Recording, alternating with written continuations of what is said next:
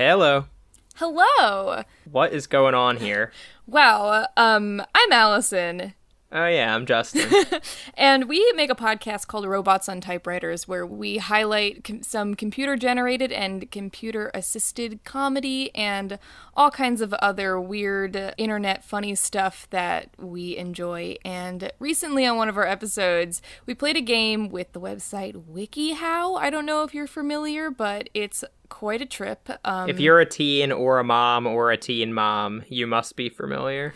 Yeah, we have assembled for each other 5 sets of disparate images from different WikiHow articles and placed them in a random order, and we are going to ask each other to come up with a story or an instructional manual that pertains to these pictures in that order. So why don't you go first? All right, interesting. This is... Man, so the second picture is from Kill Bill. You'd think. Let's see. So it's... A woman is breaking up with her boyfriend just after she gets out of the shower because he doesn't like Elle Driver from Kill Bill, and he plays with Hot Wheels too much. So, to celebrate her newfound singleness, she's going with a whole new hairstyle, that windswept, fan blow-dried look. All right, very nice. His Hot Wheel obsession is getting too much. She stepped on a small car in the shower. In the shower? He's playing with them in the shower? He's playing with them everywhere. I think in the picture here, it looks like he's playing with them in the park, which is weird. I also love that picture because it doesn't look like he's not playing with it. He is, like, lovingly cupping it in his hand like a baby chicken. Okay. Obviously, it's this guy's first day at clown college. Well, it's been his lifelong dream. He's had his act planned for years. There's a lot of different types of clowns, so he thought he would go more for the, like, magician clown kind of thing, and even at clown college you get in, but you still have to audition for the certain kind of programs that you want to get in. So he goes into the audition room and he does his famous here's a drawing of a flower act. He's there in front of the table, he's very nervous, and he gets out his little canvas and takes a deep breath, and he turns it around, and there's no flower on it. And is this your flower? Naturally, at clown college, there's a lot of dogs in the faculty, and so one of the dogs not just in the classes, but in the faculty. Yeah. So one of the dogs at the audition table can't believe the absolutely flagrant display of disrespect that he's seen in this audition room. He's used to the best, and he just lashes out, and so one of the human faculty members has to hold him back. So zoom out on this scene. The kid who was auditioning for clown school is Jeff Goldblum's long lost son. Jeff really has been good. looking for him for years and years and years, and he finally got wind of a kid who looked just like him at the clown school, and so he just happened to zero in on him at the moment of his audition. And to celebrate their reuniting, they go to a gay bar. Nice, yeah, classic father-son activity. Wait, do they go to the gay bar as, like, you know, as some go-go dancers? Like, who are they in this picture? Good question. Okay.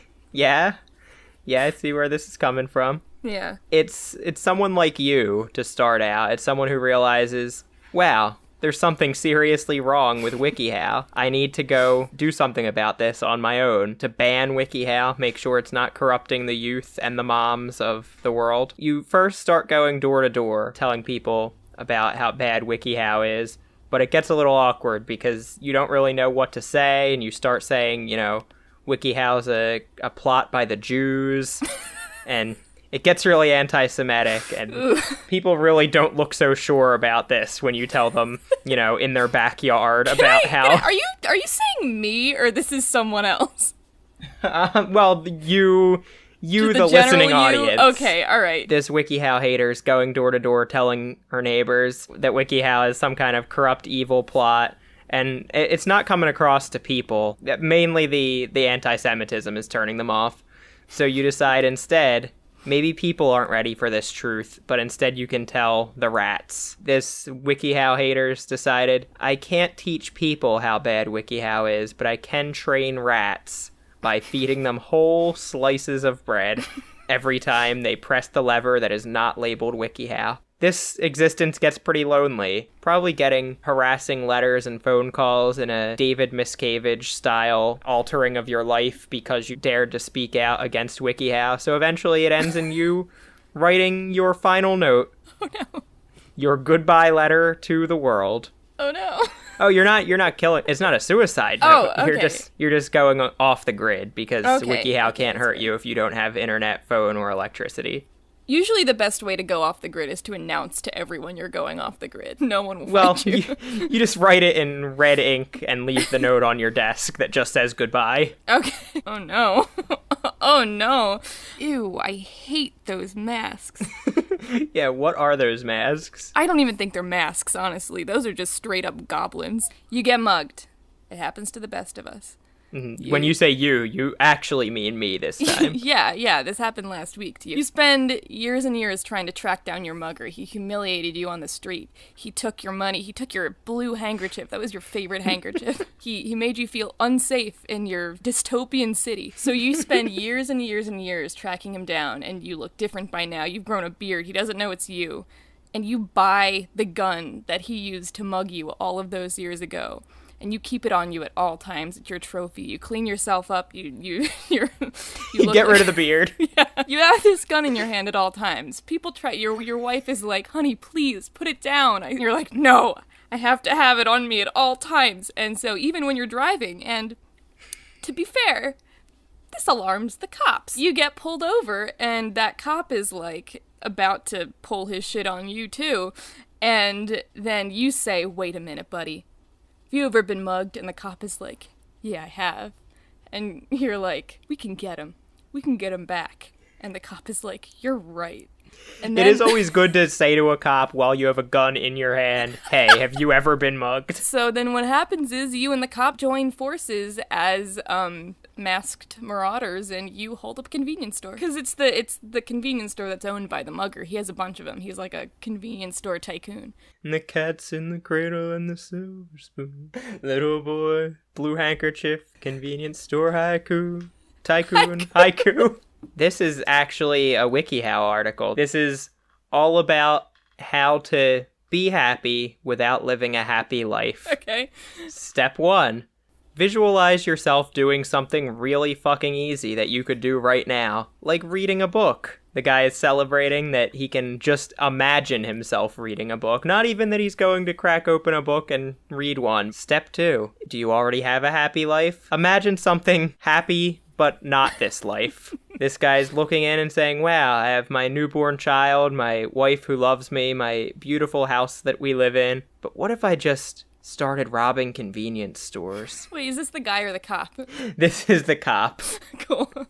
Step 3. Make your friends play along. Invite your friends over and make them dress up as your favorite celebrities, like, say, Miranda Cosgrove in the middle, or Rosie O'Donnell on the right. You might not ever get to hang out with your celebrities, but if you force your friends to pretend that they are those celebrities, you can at least imagine what a happy life would be like. Step 4. Pretend to be one of your favorite characters yourself. You don't need a fancy costume or a costume at all, or even props to pretend that you're the next Doctor on Doctor Who. You just have to vaguely reference things from the show, like opening your door and saying, it's bigger on the inside. Even if no one's there to hear your clever reference. Okay. You may recognize one of these pictures. I do. Okay. Exterior. It's your front yard. You're a child. You're out there, you're playing. Your siblings, they're throwing a ball, and it bonks you in the head.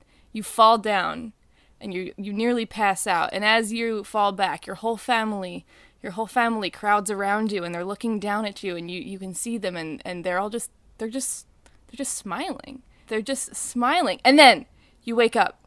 You're on the operating table. Oh God, you shouldn't wake up there. It was an anesthesia dream.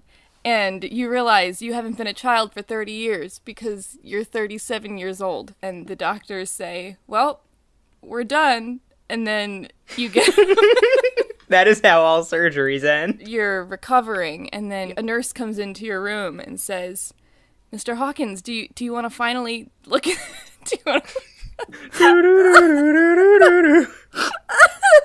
you want to finally take a look at yourself? Do you want to finally get the first look? Or you walk over to the bathroom mirror, and you see what they've done. You're a dog! But... You thought that you were just getting a hernia surgery. You start freaking out, and all the nurses, they have to come in and hold you down and sedate you, and that's it. They have to tell you that you're still a good boy. But the whole idea is that you're not actually a dog. That's just what you see when you look in the mirror. It was a brain surgery. It was a lobotomy. Oh. It's just what you see. That's not what they see. Beauty is in the eye of the beholder. The eye of the ball holder. I'm Rod Serling. Have a good night. Buy these cigarettes. That's also how every Twilight Zone episode ends. I'm Rod Serling. Have a good night. All right. This is how to escape the religious cult that you joined. Or maybe it's just a story of a kid escaping the religious cult that he joined. One night, he's watching TV late at night. He knows he's not supposed to be watching TV, especially any of the channels that are actually a number rather than the VCR channel. That one's safe to watch. VCR means very contained religious dogma. He finally changes the channel to one of the forbidden channels and realizes there are people who disapprove of his way of life. He suddenly has a complete revelation. He has to get out of here. First step in getting out, stop drinking. Every night they make him drink heavily, and it makes him all the more impressionable, all the more easy to control. So it's time to put down the entire liter of whiskey he drinks a night.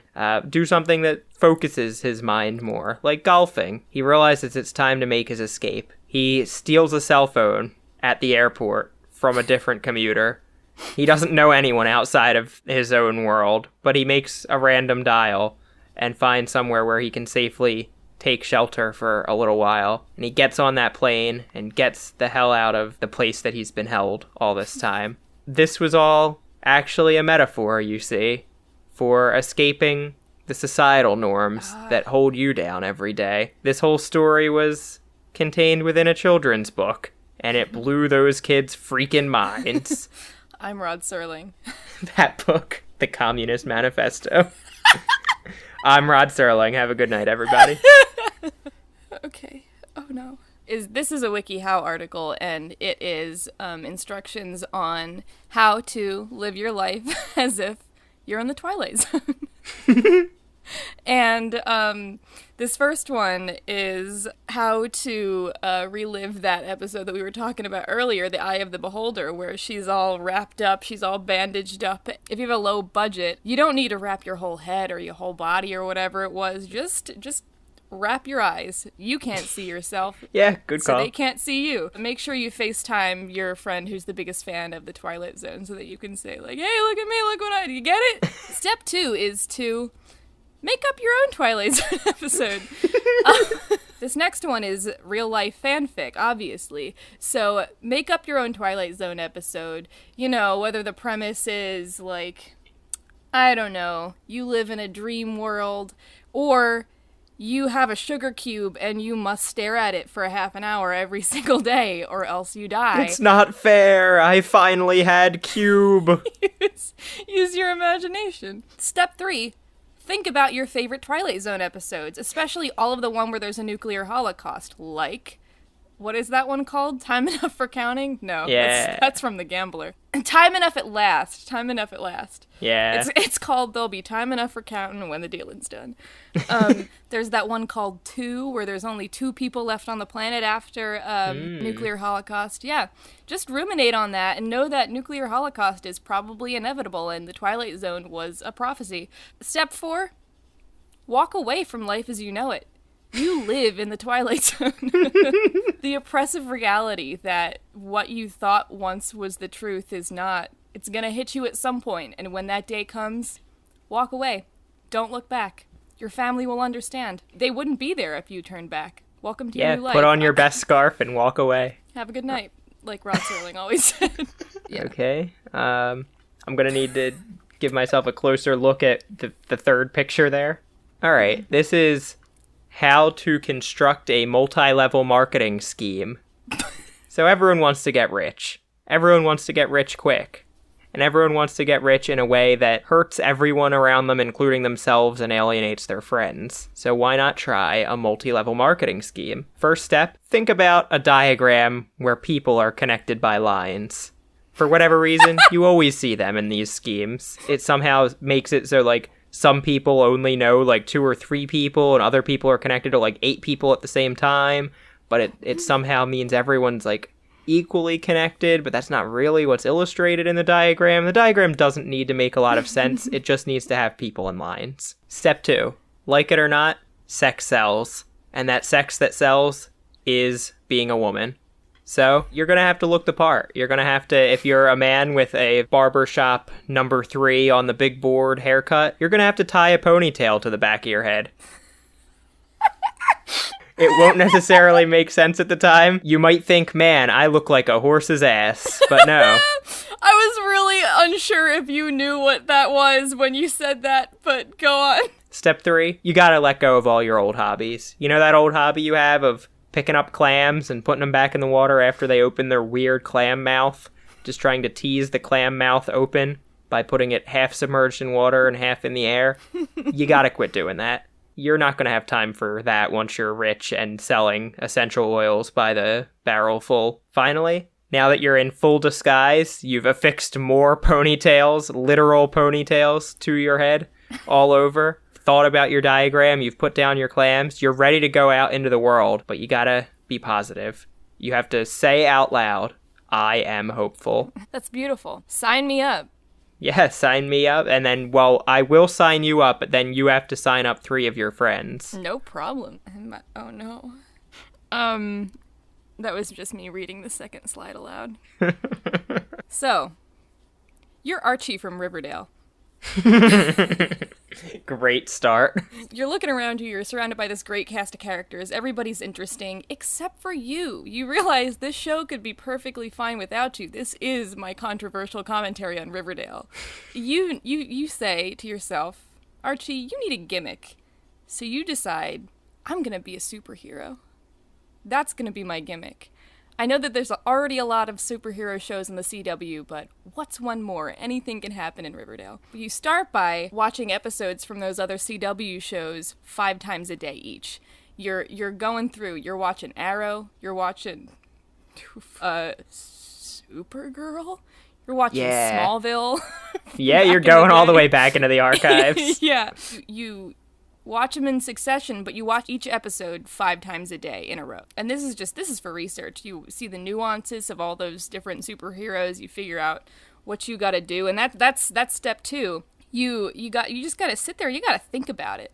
You got to think about it, and you're gonna have a lot of questions. You're gonna have a lot of pause. You might even find yourself sitting there thinking, and then, you know. You might put a finger up just to tell yourself, wait, I need a second. But there's not even another person there you're communicating with. You got to try out some different kinds of costumes. And so you go through a couple of different things. You try the whole Batman thing. You try the Iron Man thing. It's too clunky.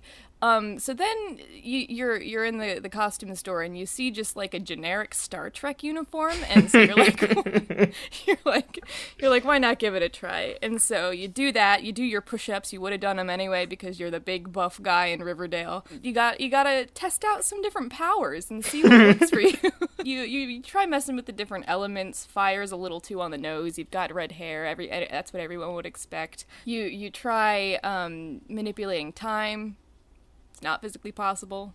This is a fantasy You world. tried.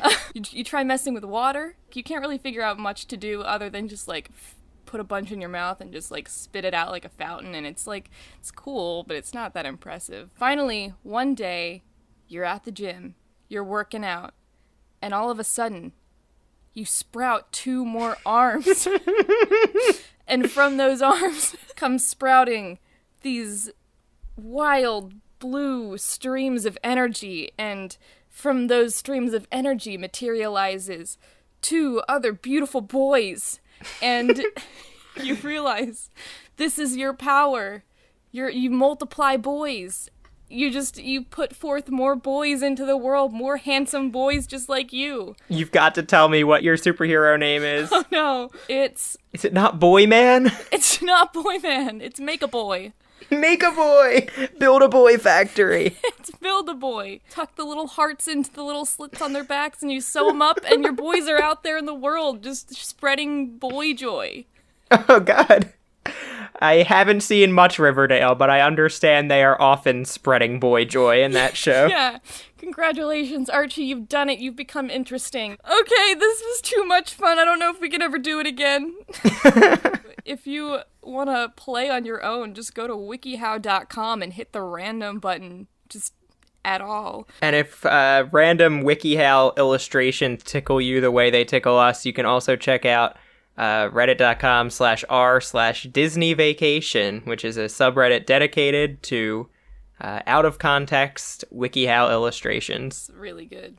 And if we tickle you the way we tickle us, we tickle you the way we tickle each other, then you can listen to our podcast called Robots on Typewriters. We have a new episode every Tuesday. You can find it on backcamp.org/oof.